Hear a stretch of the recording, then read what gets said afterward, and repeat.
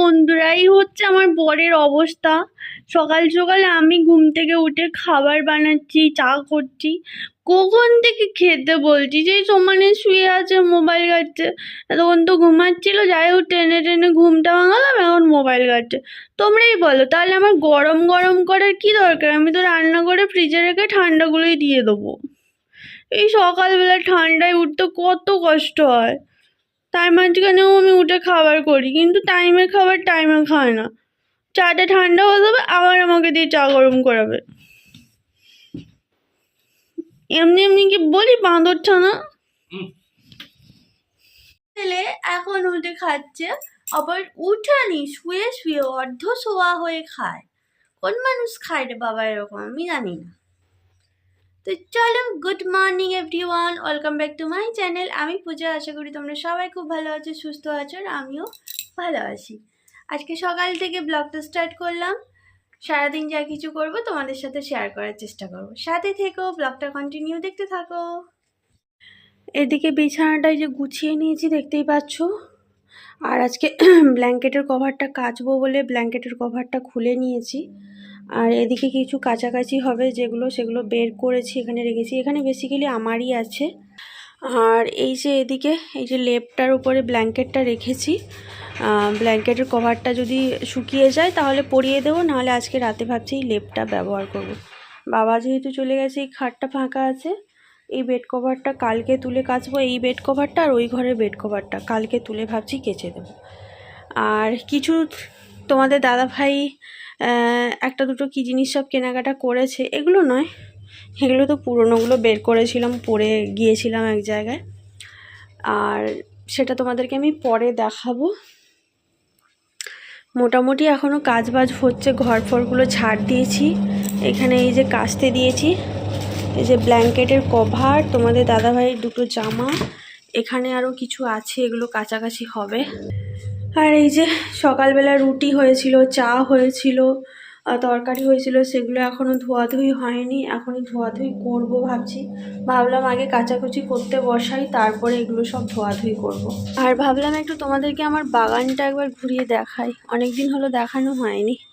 এই যে দেখো আমার বাগানে নয়নতারা গাছে মোটামুটি 2-4টে করে ফুল ফুটছে প্রত্যেক দিনই, কিন্তু ফুলের সাইজগুলো ছোট, কেন জানি না, আমার ঠান্ডার জন্য ফুলের সাইজগুলো ছোট হয়ে যাচ্ছে। আর এই যে আগে তো কিছু ফুটেছিল, আবার কিছু ফুটেছে, কিন্তু এই দুটোতে এখন আর ফোটেই নি, সে আগে যা ফুটেছিল। আর এদিকে এই যে আমি ডায়ান্থাসটা যে লাগিয়েছিলাম দুটো, ফুল কিন্তু এখনও ফোটেনি। গাছগুলো মোটামুটি এই যে দেখো গ্রোথ হয়েছে, জানি না কি হবে। আর এই যে এদিকে নয়নতারাটাও ওই দেখো, এই যে মোটামুটি 3-4টে করে ফুল ফুটছে। আর এদিকে 2-3টে ফুটেছিল, সেদিন আমি ঠাকুরে দিয়েছি।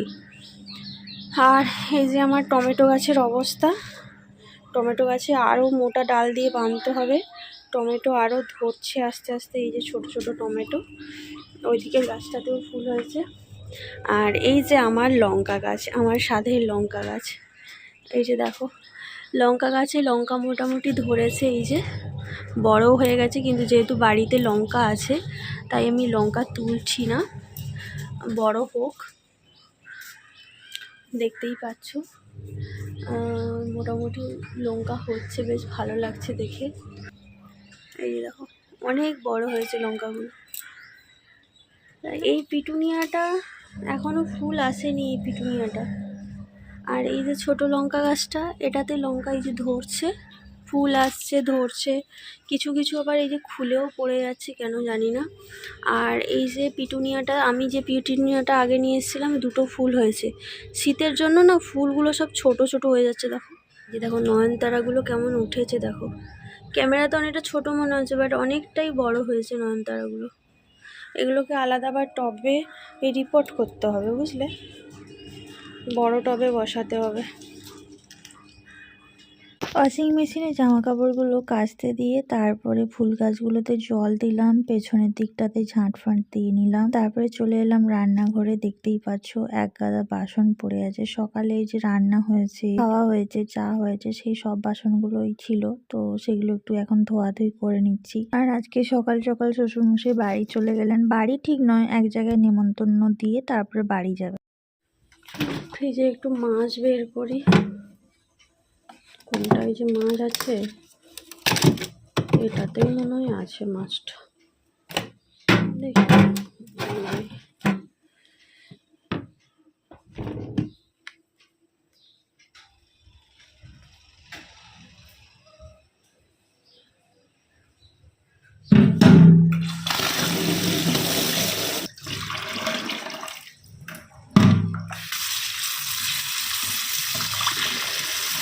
পুরো পাথর হয়ে গেছে।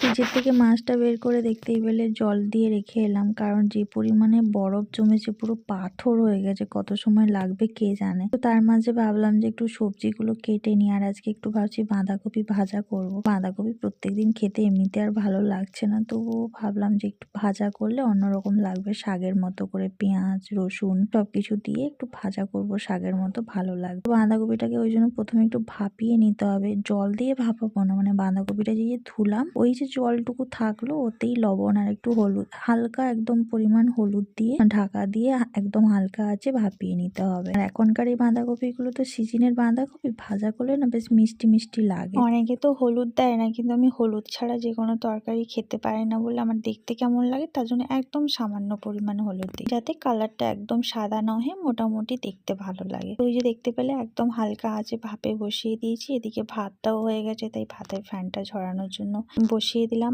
আবার চলে এলাম সবজি কাটতে। আমি এইভাবেই রান্না করি, একটা একটা করে রান্না বসাই, একটা একটা করে সবজি কাটি, তাতে না আমার অনেকটা সুবিধা হয়। শুধু রান্না নয়, ওদিকে আবার জামা কাপড়গুলো কাচা হচ্ছে। আজকে প্রচুর জামা কাপড় হয়ে গেছে, 2-3 বার করে আমি কেচেছি, কাঁচা প্লাস সেগুলোকে আবার শুকোনো, তারপরে সেগুলোকে আবার হালকা রোদে বা হাওয়াতে মেলতে দেওয়া, মানে মোটামুটি কাজ চলছে। তার মধ্যে আবার ভাবছি তরকারি একটা বসিয়ে দিয়ে ঘরটাকে একটু মুছেও নেব। আর আজকে 3 দিন হয়ে গেল ঘরটা মোছা হয়নি, যেহেতু বাবা বাড়িতে ছিলেন, বাবার এমনিতে একটু ঠান্ডা ফান্ডা লেগে যাবে, সেই ভেবে আমি আর ঘরটা মুছিনি, কারণ আমাদের রুমগুলোতে এমনিতেই ঠান্ডা, তারপরে আবার নিচে আমরা থাকি, মেঝেগুলো এমনি খুব ঠান্ডা হয়ে থাকে, আমি তো সারাক্ষণ জুতো পরেই হাঁটাচলা করি, সেই ঠান্ডার জন্যই আজকে 3 দিন ঘরটা মুছিনি। আর আমার না ঘর একদিন না মুছলে আমার যেন কেমন একটা নিজেরই অস্বস্তি লাগে। গ্রীষ্মকালে এমনি আমি সারাদিনে 2 বার করে ঘর মুছি, সকালে একবার ঘর মুছি আর বিকেলে একবার ঘর মুছি। আর শীতকালে আমি প্রত্যেক দিনই মুছি।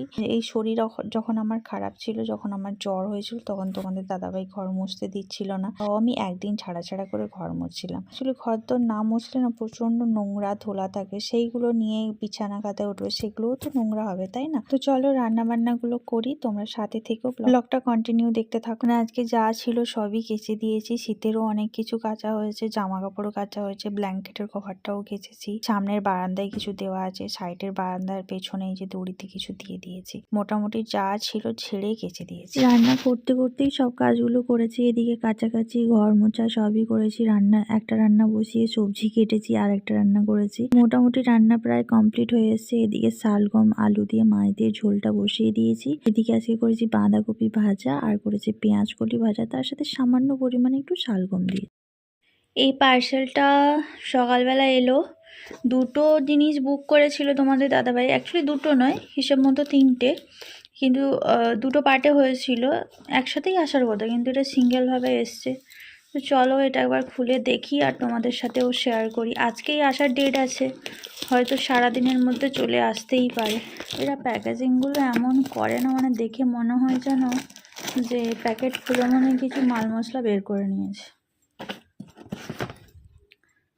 তো ফাইনালি এই যে টেনে টুনে বের করতে পেরেছি, এর ভেতরেই আছে জিনিসটা। এটা এই লোটাসের ফেস সিরাম, 27 পর্যন্ত আছে, যাক ভালো। চলো এই প্যাকেটটা খুলতে হবে।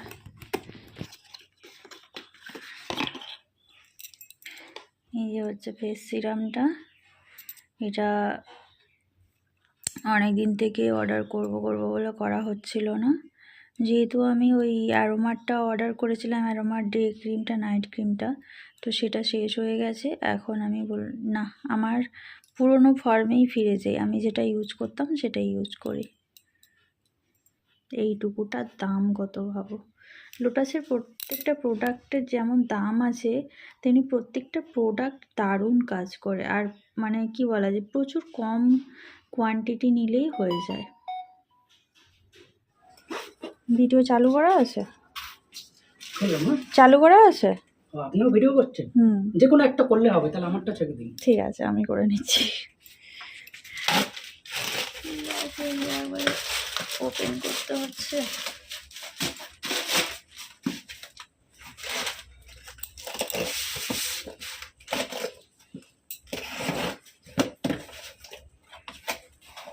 বাবা, আজকাল কি কসমেটিক্সও ওপেন করে দেখাতে হচ্ছে? এটাই আছে তো? হ্যাঁ হ্যাঁ, এটাই।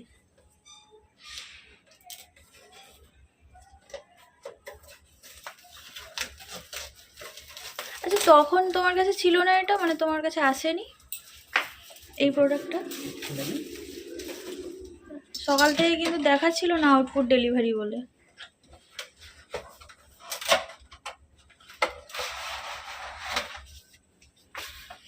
দেখো না সব ঠিক আছে কিনা, বা ভাঙা ফাটা আছে কিনা। খুলে নিয়ে যেতে হবে।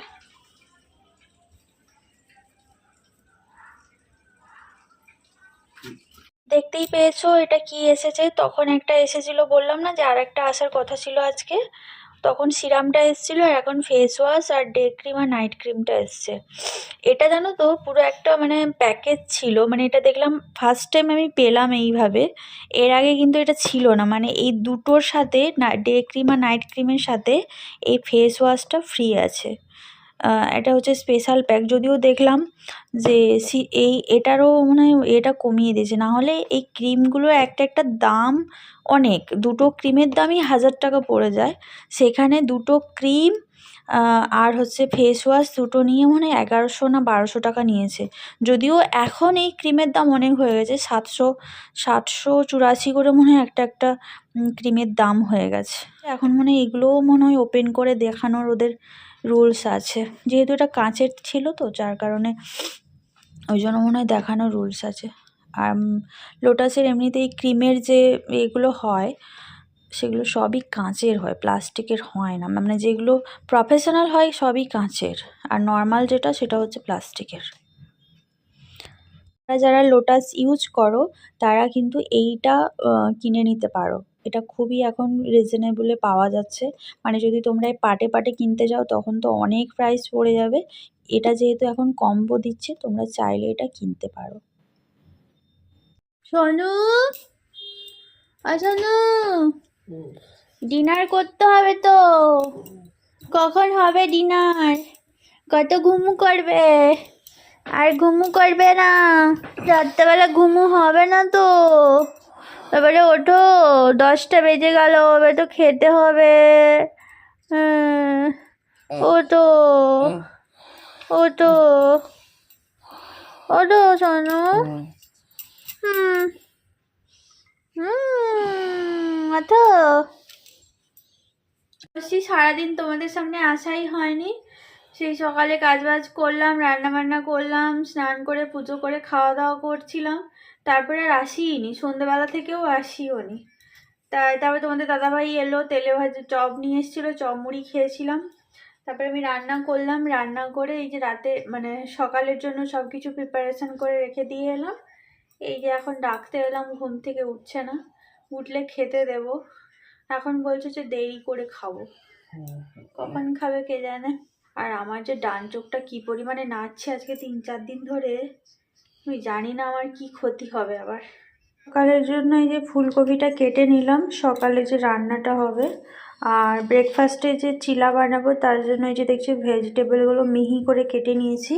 এবার তার সাথে সব কিছু মিশিয়ে একদম মিক্সড করে রেখে দেবো। তাতে কি বলো তো, পুরো মানে জিনিসটা একদম খুব ভালোভাবে অ্যাবজর্ব হয়ে যাবে।